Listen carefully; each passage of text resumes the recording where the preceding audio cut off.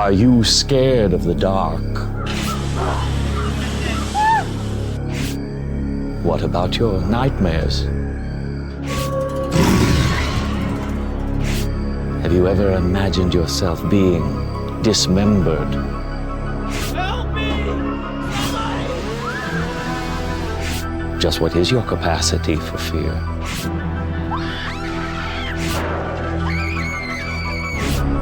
I think it's time we find out. I am Albert Kane, and I am the caretaker. Tonight you will be my very special guest for the most intense night of terror on Earth. Universal's Halloween Horror Nights.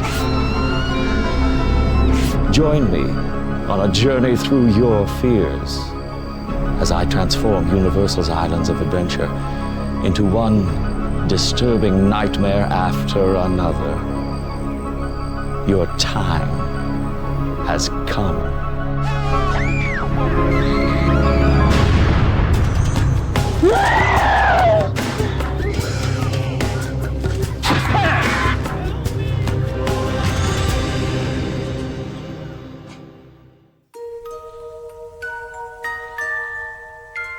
Islands of Adventure, the newest theme park at the Universal Orlando Resort.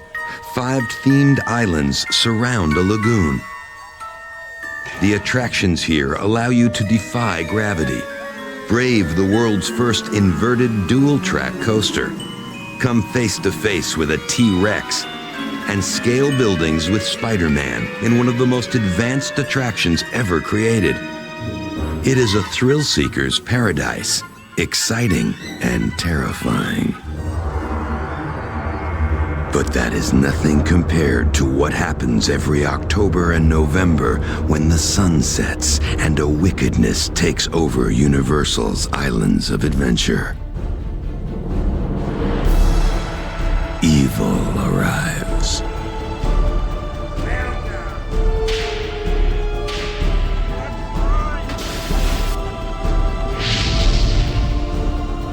No one is safe as up to 600 ghoulish monsters overrun the park, torturing the innocent souls who dare to enter. No, this isn't a nightmare. It is Halloween Horror Nights, a special ticket event that takes place after theme park hours. Victims run, victims hide, but there is no escape. 5 ghastly haunted mazes tempt the naive. Inside, these victims are marionettes at the mercy of the mad minds of Universal's puppeteers.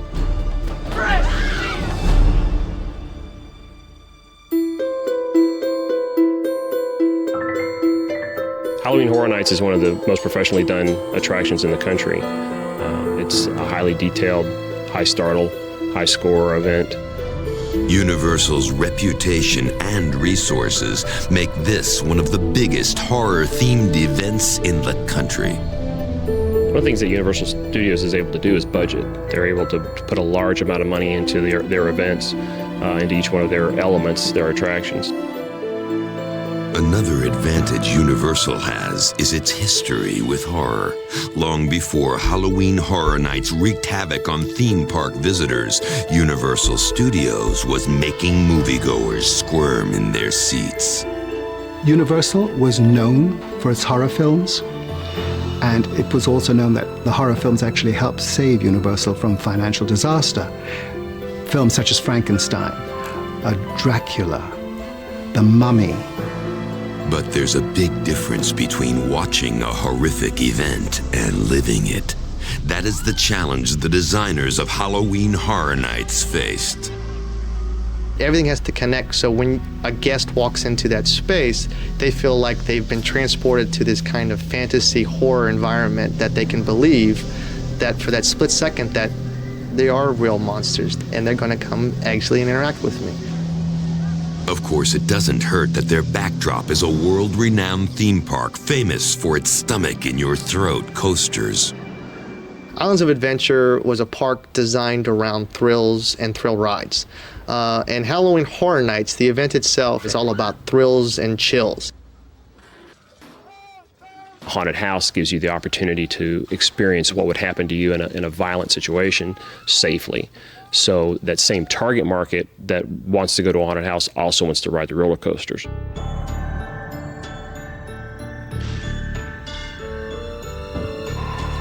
The Universal team spends an entire year designing the event.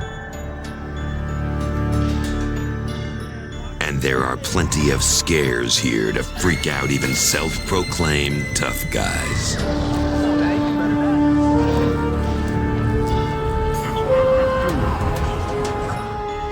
Every nook and cranny is what Universal calls a scare zone. But it is the 5 haunted mazes that draw thousands of would-be victims each night. A haunted maze is an experience that is a series of different types of scenes that you go through. We use the term maze because it is a maze. We don't want people to ever feel like they know which way to turn, which way to go.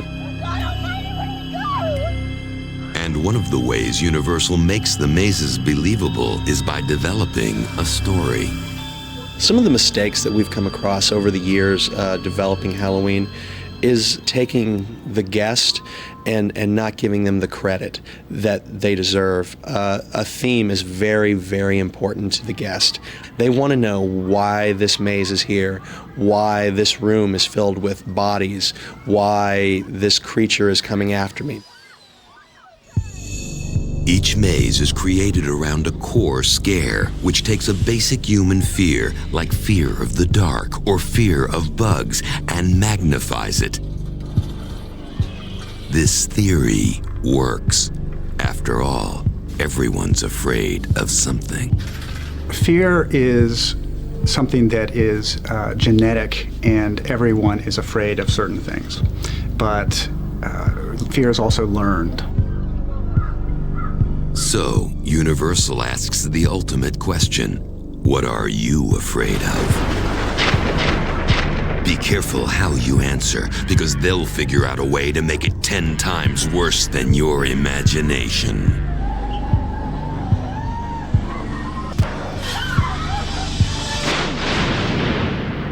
That leads us to our first horrific haunt, which focuses on one of the most common fears: death. Well, I think death is one of the things that most everyone tends to be afraid of. First of all, you don't know what's going to happen when you die. You don't know if it's going to be painful. Nobody wants to be in pain.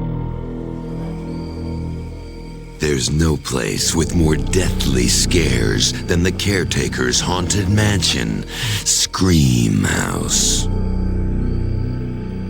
He lived in this Victorian house that was right next door to a cemetery. And he would take the poor, he'd say, "You're sick, I need to take care of you." And then he would operate on them to find out how he could get the soul. It is in this unassuming soundstage that Universal created the biggest attraction at Halloween Horror Nights 12. In fact, it took dozens of construction workers and craft artisans to build the maze's structure. Universal goes to great lengths to make sure every detail feels authentic. From the fading wallpaper to the antique furniture. Within the mazes, props and the scenic pieces are very critical to help make the reality of the space come to life. So we do lots of type of period shopping. We spend lots of time scouring either the state and the East Coast, from thrift shops to different types of antique spaces. And we want stuff that already is a little damaged and distressed.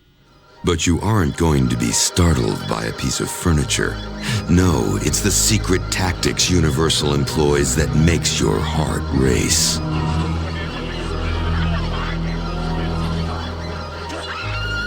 Scare tactics for what we do here at Halloween Horror Nights are something that as designers we keep very close to us. It's almost like the magician giving away the secret of how he pulls the rabbit out of the hat. 2 types of scare tactics are special effects and Scaracters, who are actors hired by Universal to give you the fright of your life. Our cameras got to go behind the scenes of Screamhouse to find out how they used these and other scare tactics like misdirection and distraction. Some of our scares are about distraction. The Scaracter here will fire this foot pedal, lets off that scream, and then another pedal here will activate a hydraulic gag.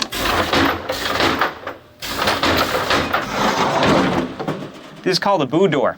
We camouflage it in to look like the rest of the wall. This looks like a pantry. Then we use misdirection. We've got these nasty dead animal carcasses hanging here and these nasty ugly things, and the Scaracter gets you from this side.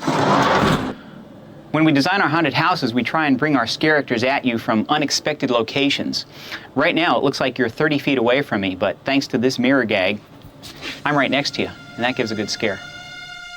Once the designers have developed the scares, it's up to the Scaracters to enforce them. What makes the heart of this house is the soul that you'll give it. We followed David Clevenger from Universal Entertainment as he gave a new batch of ghosts and goons on-the-job training. People walk by, he's going to come out and go, "Nice to have you here," or "Get out," or whatever. Say something negative to us in 2 words or 3 words. Go away. You got to say perfect. And then close. Immediately close it. The cast of Screamhouse Scaracters include a whole host of creatures who fell victim to the caretaker's experiments. And to make sure a scare lurks around every corner, Universal staffed Screamhouse with up to 26 Scaracters a night.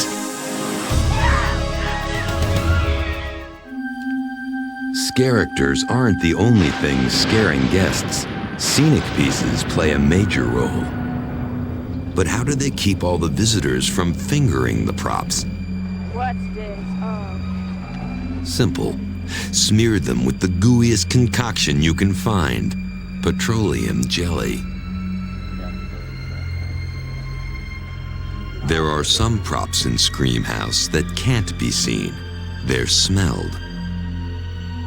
Universal actually pumps in smells like dead flowers, dirt, and simulated rotting flesh. But once you've got the sense, how do you spread them around?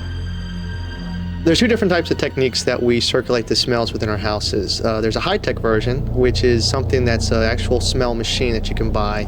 We use sometimes the low-tech version, which is also very easy to do, is actually we use crock pots, and we mount on top of the crock pots fans. We actually blow the smells into certain rooms when we want a continual smell.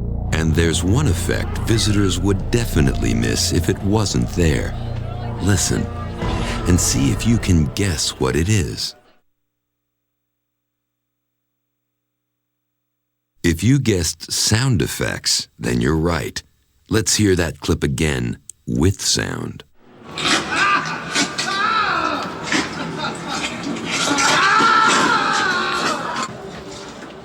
Sound effects and music play a major role in any maze. In fact, it takes an entire room worth of equipment to keep Screamhouse, well, screaming.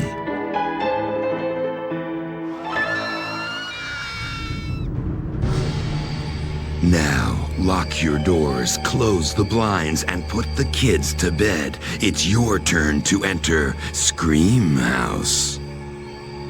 The unexpected greets guests as they make their way through the twisting, decaying halls of the dilapidated mansion.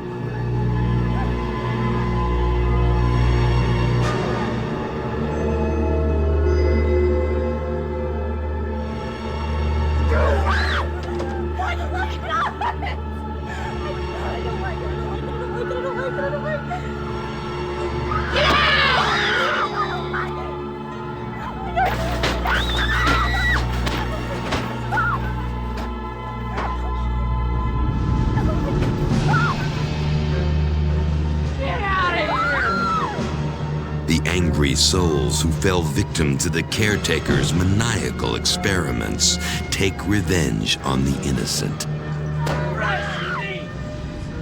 scaring them when they least expect it.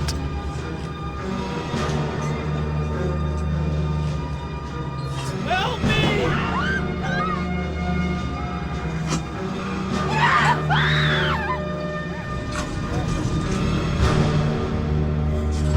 I can't move.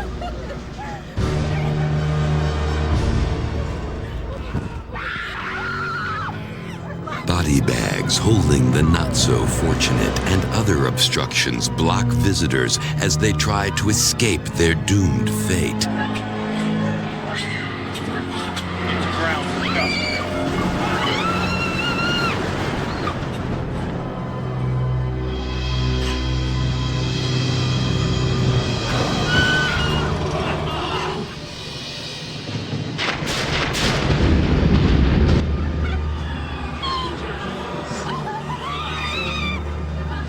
That finally leads them to the mausoleum and a face-to-face encounter with the caretaker. Your time has come.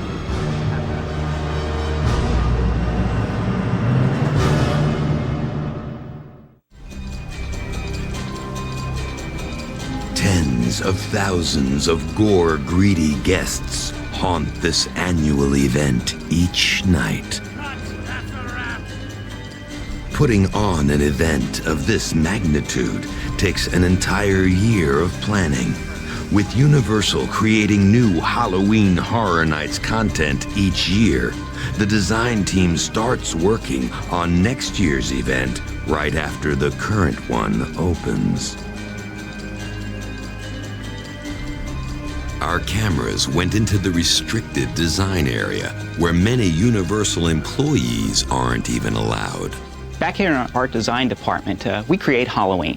We create it from the ground up. This is where we start with a blank piece of white paper and start doing sketches, and it comes out of our head. And we put it on a piece of paper, and if we like it, we move on and work on it and pick at it. And when we get it to where we want, we take it up to our execs and we say, is this the way you want us to go? And they look at it, and if they like it, and sometimes they don't, but sometimes they do, then we take it and we put it into computers and we colorize it and we work at it some more and we build the houses and we build the icons, the characters. Planning and designing goes on through midsummer. In August, we start building the haunted houses and start fleshing out all the street details. In September, our actors come to the set, and then we open the show on the first week of October. All this so visitors can get the ultimate Halloween Horror Nights high. The adrenaline rush.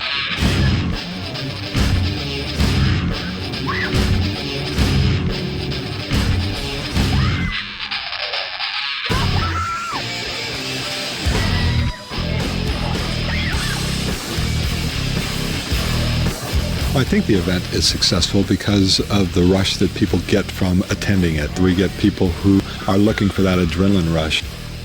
People like to be scared because it releases the adrenaline into the system, and this causes excitement. In fact, part of being alive is having that sort of chemical in your system. So, how does Universal turn a happy-go-lucky theme park by day into a land of terror by night? It takes us all of about 2 hours to do it, and it's an army of people, and they're choreographed to the point where everybody knows what they have to do in a certain period of time. It's almost like a ballet, that's how it happens. One of the lands that gets this twisted facelift is Marvel's Superhero Island. By day, this Islands of Adventure land is home to superheroes, where mild-mannered people are safe to roam the streets. By night, good has been crushed. The villains have won, and humans are in danger. This land morphs into Island Under Siege.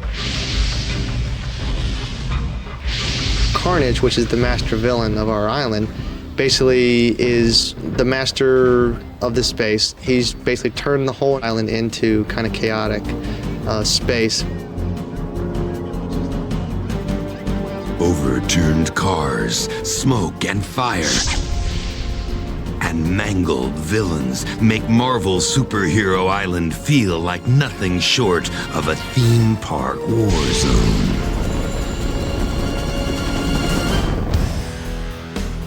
Amongst the rubble and rampage of Island Under Siege is one of the event's 5 mazes, Maximum Carnage. You have to navigate through this kind of barbed wire experience with gamma radiation and toxic chemicals, target practice with laser beams, and all the while these evil henchmen and supervillains chasing you, wanting to capture you and make you part of their evil clan. Maximum Carnage is an interesting attraction. There's a lot of actors popping out of nowhere. It's different from the other attractions, which is always good. A run through Maximum Carnage can be very threatening and make you feel out of control. Or at least that's how the Universal designers want you to feel. Maximum Carnage, the core scare, is all about threatening environments. It's about being out of control. So how did they create an atmosphere that appears to be threatening while keeping it safe? It's all about the high-tech toys. Basically, one of the scares we use in all the houses are these pneumatic devices. They're handed to the character, and as the guests walk through, they're frightened by the sound. And if that doesn't scare them, that will. This is the vortex, or the tunnel. It's a lightweight cylindrical device that spins around a bridge as you're walking through it. It's basically backlit to give a disorienting effect that makes you kind of want to grab onto the rails because you're not sure of the motion that's going through. Basically, this is the waterfall effect. It consists of a series of pool pumps that draws the water out of a pool vat area, pumps it up 10 feet into the air. The water gently cascades over to the side. We accent this with lighting effects to give it more disorienting of effect, and then we scare from opposite directions for full effect. So what's it like to take a trip through Maximum Carnage? Now it's your turn to find out. A maze of twisted metal, chain link fences, and Carnage's henchmen are on the loose. The music is deafening. The lights are blinding as you trudge through pools of toxic waste.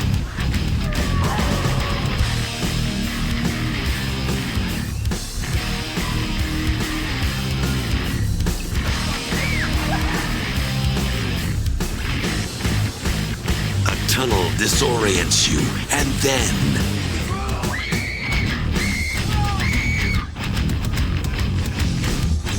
finally you enter the nuclear reactor room.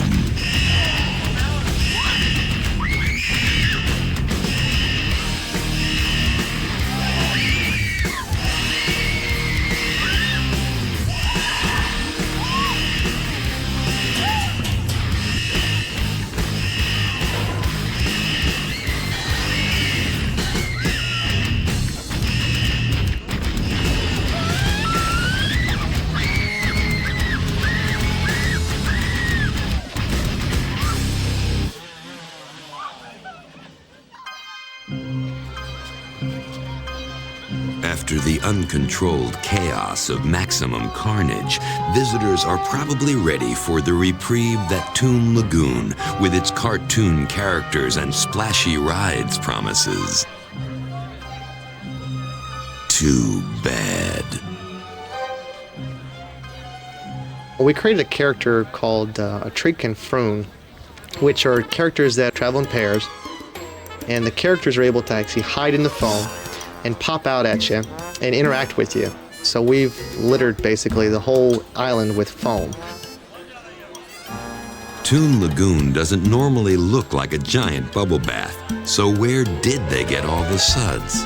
The foam machines are a great commercial product that we use that takes 55-gallon drum, which is basically a soap substance, and interjects air into it, and then actually creates a large, basically bubble bath type of foam. We usually transport it through a scaffolding tower and hang the foam machines about 10 feet in the air. and this gives us a great kind of waterfall effect of foam.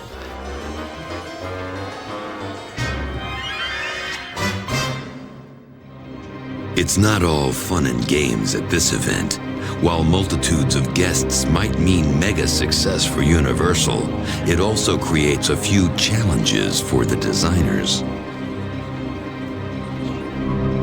The problems with any type of an event this large are capacity. You have to be able to design a haunted house that can take a lot of people. Otherwise, you couldn't handle the event. The people would riot in line after waiting 4 hours to go through a 15-minute experience. The greatest challenge that we face here is the large capacities of guests that come to our event. So for us, our biggest challenge is how do we still make it singular within the large amount of people that come and experience us. So we have to do that very strategically through the design, through the layout, for how we actually able to split the groups up away from their safety and their security. There is no safety or security when it comes to the prehistoric creatures in Universal's Jurassic Park. We took the theme that follows the movies, which is where the dinosaurs have gotten out of their existing cages and now roaming the island free. And free they are. Packs of velociraptors stalk their unsuspecting prey, humans. Mutant half-men, half-dinosaurs are the hideous victims of a scientific experiment gone terribly wrong. Buried in the middle of this prehistoric predator's playground is Evolution, an outdoor haunted maze. Evolution is a fun event. The Triceratops that you see asleep in the beginning and then basically gutted at the end was really a nice touch. The Universal designers used an existing attraction called Triceratops Discovery Trail to create this haunted maze. Our Triceratops animatronic in Discovery Trail isn't very threatening. It's not very scary. So what we did to remedy this is we built this stockade around here and we busted up all these big holes through here to make it look as though something violent and terrifying happened in here. Then to try and get heavy, quick movement inside, we have high-powered strobes placed around the stockade. And as they fire quickly, it makes it appear as though this animal's moving very quickly. Then, of course, we have a busted up, bloodied up Dr. Burton who comes right at you at this hole. Then later on, you'll see another animatronic of Dr. Burton after he's met his demise. We wanted to show the terror and the horror of some of these half-dino, half-human creatures that Dr. Burton created in his genetics labs. So we got a prop from the movie Lost World, which we had in our warehouses here at Universal Studios, and we made it look as though it was ripped right out of the animal, as though it got torn right out, spinal cord and all. And the interesting thing is, our prop builders just used AB foam for all of this goo and gore, the same kind of insulation foam you'd find in any hardware store. Are you ready to come face to face with a velociraptor? Then it's time to enter Evolution.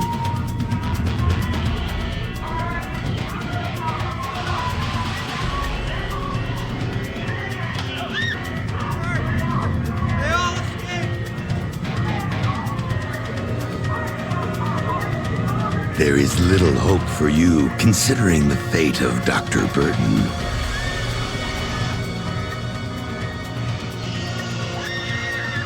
This trek through the jungle will bring you face to face with mutant creatures you've never even imagined.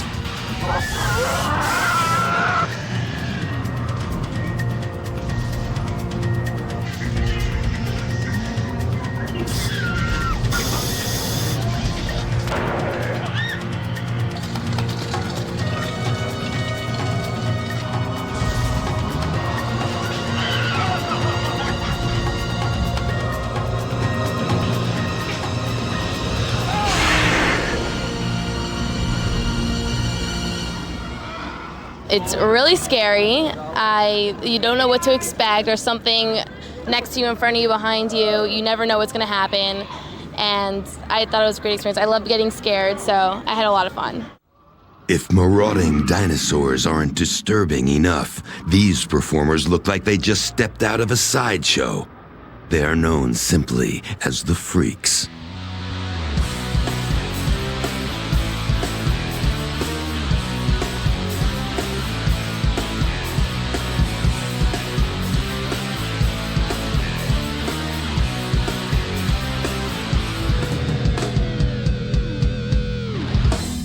It takes a special kind of person to give you a close encounter of the freakish kind. Move! Get out! Meet one of Halloween Horror Nights' resident freaks, the Rat Lady. I never thought about what the feeling would be like to have rats climbing all over me. First couple times I came in here, it was kind of eerie. An eerie feeling, having a little pitter-patter on you, but you get used to it.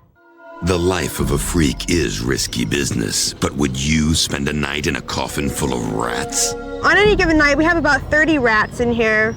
Sometimes, you know, there's little confrontations, they'll run around and they kind of nibble. And what prevents the Rat Lady from getting eaten alive right before your eyes? The dress that we have on is rat-proof, thank goodness. We do have it around our wrists and around our neck. And actually the skirt at the bottom has elastic pieces that come around our ankles so the rats can't climb, seeing as they're plexiglass right here and we can't actually get down there to, you know, keep them from running around. Your work-related nightmares are nothing compared to those of the Rat Lady.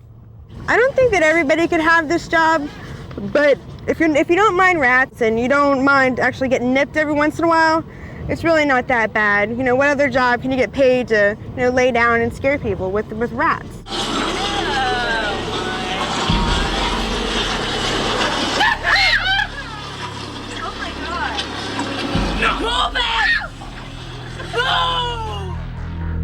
If that's not enough, then the sideshow outside of maximum carnage will shock some and make most queasy. He's half man, half lizard, and 100% gross. Meet Lizard Man.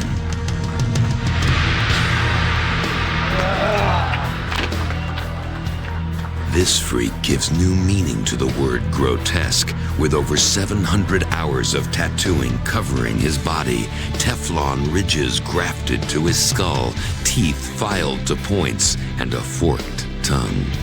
But that's just an appetizer. Show him the dart. This is a dart game for the macabre. Oh, And lifting weights never looked so repulsive. If these freaks' vulgar displays of human mutilation and sideshow stunts don't give you nightmares, it is sure to cause a loss of appetite.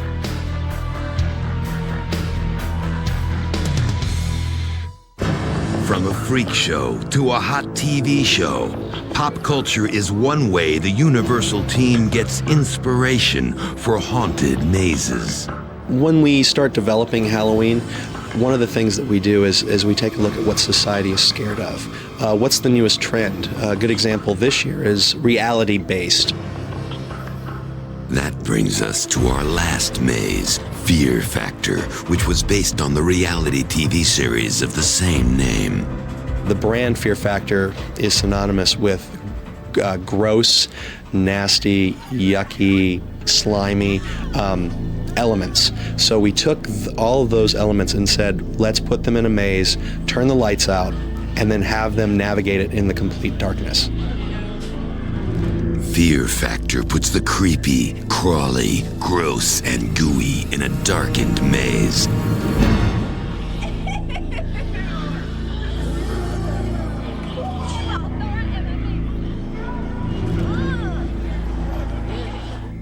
Fear Factor's core scare is all about the fears that people have every day. It's the fear of darkness, the fear of snakes, spiders, rats, worms, all of those things that everybody lives with every day and they're afraid of. I just want to go. I just want to get out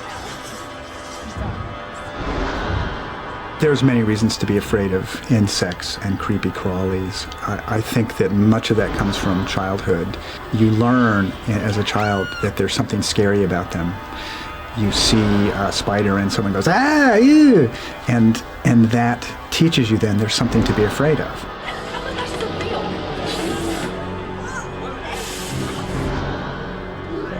So how did Universal take this cauldron of fears and brew them up to create a haunted maze?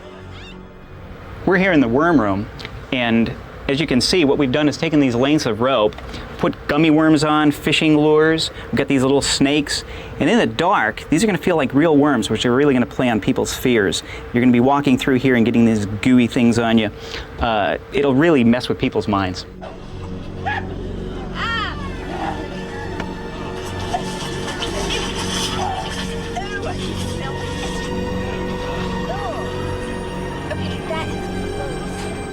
This is the hair room. We've got about 15 different kinds of hair, lengths of hair, different kinds of matty, gooey hair. As you come through here, it's going to be all over your arms and your face, and it's completely pitch black. And then we're going to cover it in goo.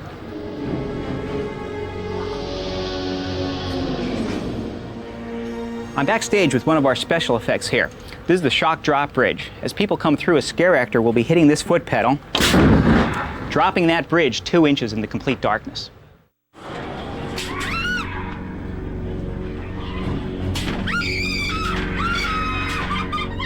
This is our finale for this house. We're going to have 4 scare actors with compressed air guns hitting you as you go out the door, sending you out screaming.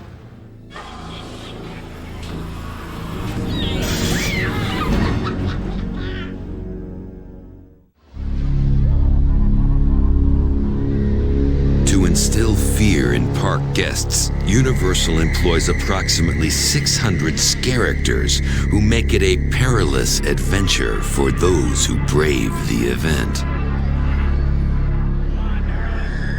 One of the star scare-actors of Halloween Horror Nights 12 looks like he could have popped out of the pages of a novel.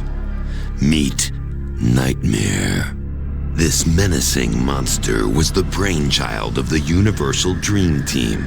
But how do they turn an idea for a monster into the real deal? First, the concept is drawn as a pencil sketch. Then that drawing is transformed into a computer color rendering. From the color rendering, a small statue called a maquette is constructed. The prosthetics lab and costuming department then create the life-size costume. One of the most integral parts of Nightmare and many other characters is the mask. Making these synthetic disguises is practically a work of art. The staff that I have making everything for Halloween Horror Nights is generally a staff of about 20 people at this point. They're all extremely skilled makeup artists with skills ranging from sculpting, mold making, painting. And here's an eye-opener. They have to create multiple masks for one character. We might have to make 15 of the same mask because they're in different areas of a haunted house or they're in shifts. So it's not that we just make a mask and it's one person. The caretaker, the icon for Halloween Horror Nights 12, doesn't wear a mask. His look is created with makeup. Our cameras rolled as makeup artist Jonah Levy took actor Bryce Ward from normal guy to creepy goon, a process that takes up to 2 hours.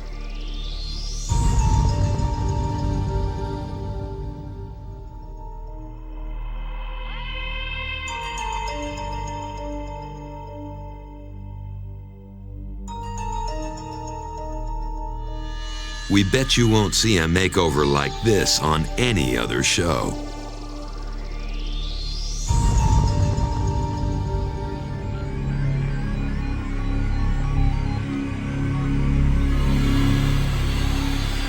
In the character hierarchy, the event icon is certainly at the top of the food chain.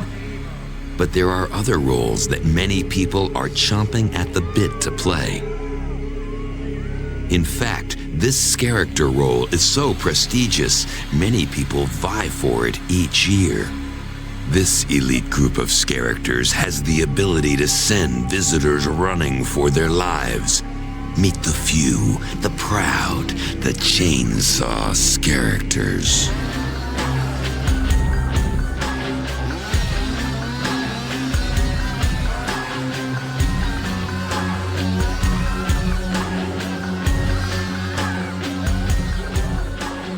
I scare people. It's the adrenaline just builds up inside of me, and it just gives me a sense of excitement and enthusiasm that I'm doing my job right and doing the right thing and just having a lot of fun out there. The easiest scare, and probably the most effective scare even today, is the chainsaw. It's the noise, it's the vibration, it's the fact that it's handheld, so it's mobile, and they are absolutely the most effective scare. If chainsaw-wielding psychos don't make you wet your pants, perhaps a trip back to your childhood will.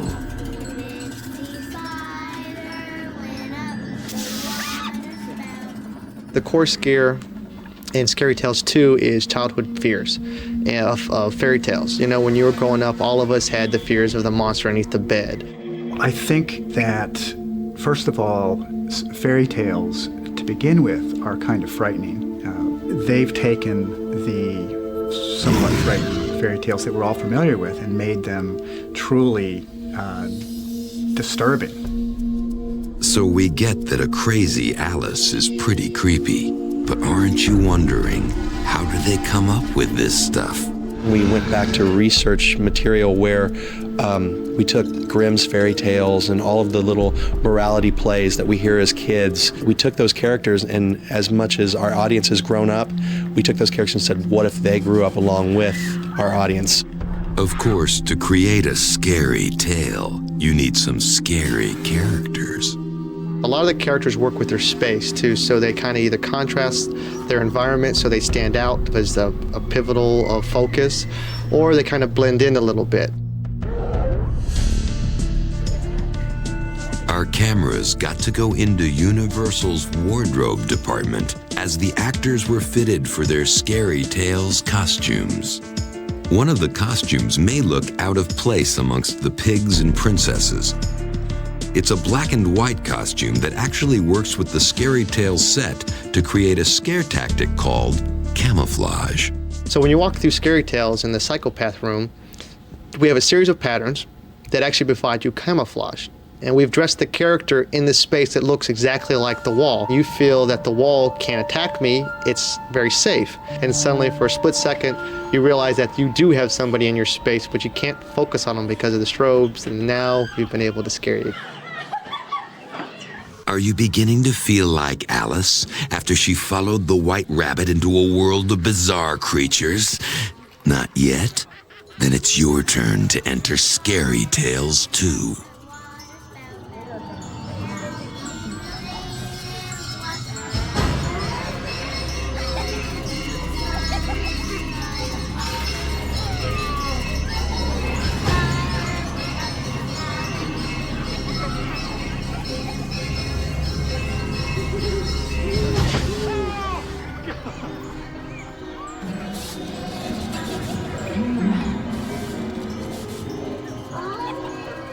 Have you ever come face to face with a room full of rotting dead lambs? This Mary has been a bad girl.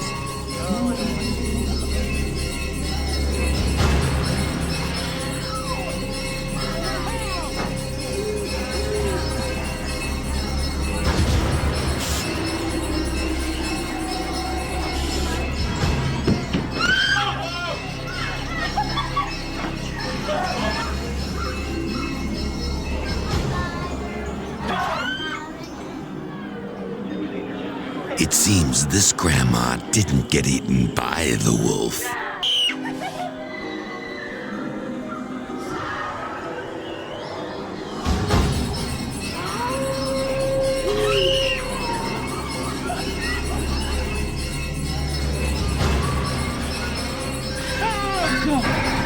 And let's not forget the 3 pigs.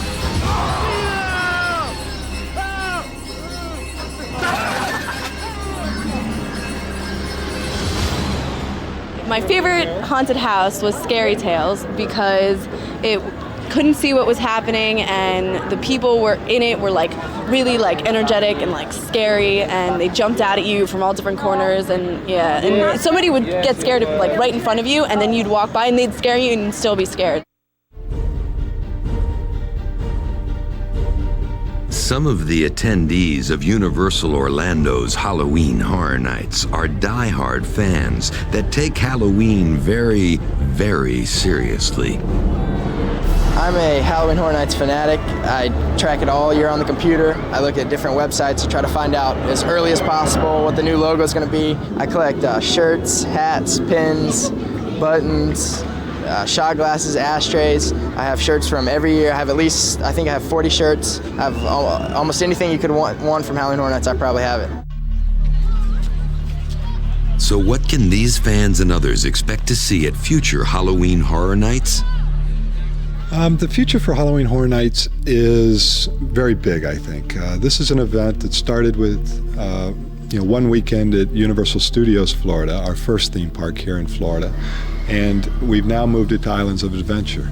As this event grows, it will outgrow Islands of Adventure, and I see it moving into probably 2 parks as the years pass us by, where we can even make the theming a little bit, more themed towards what's in our islands, and then take a more movie approach in the studios and join the two to kind of a mega Halloween Horror Nights. But there is one thing that will probably never change, and that is Universal's desire to scare you to death.